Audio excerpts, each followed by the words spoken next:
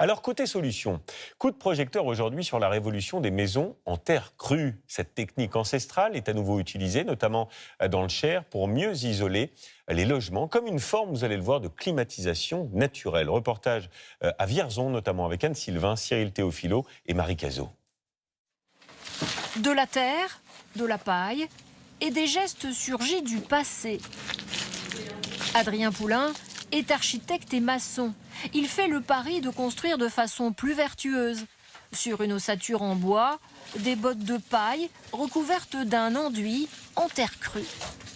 L'idée, c'est de remplacer les matériaux conventionnels comme le polystyrène, la laine de verre, la laine de roche, revenir à des matériaux beaucoup plus naturels. La toile de jute va permettre à la terre de se coller à la paille en séchant, de quoi isoler parfaitement ce futur relais petite enfance à Vierzon.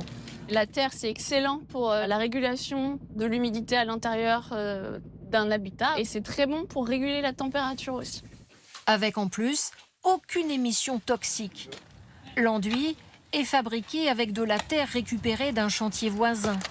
Elle est ensuite mélangée à de l'eau, puis à de la paille. Pour cette jeune maçonne, il est urgent de changer les pratiques du métier.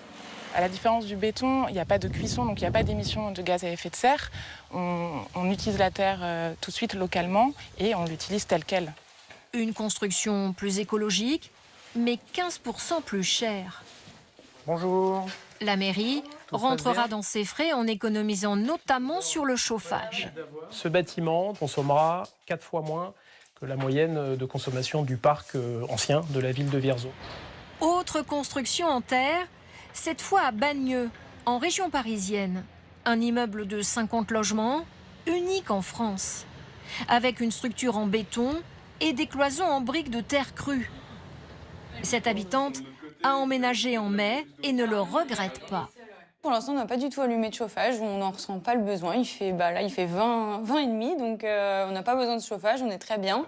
Pourquoi ne pas construire tout en terre? Pour Adrien Poulain, qui a aussi participé au chantier, il y a encore quelques freins.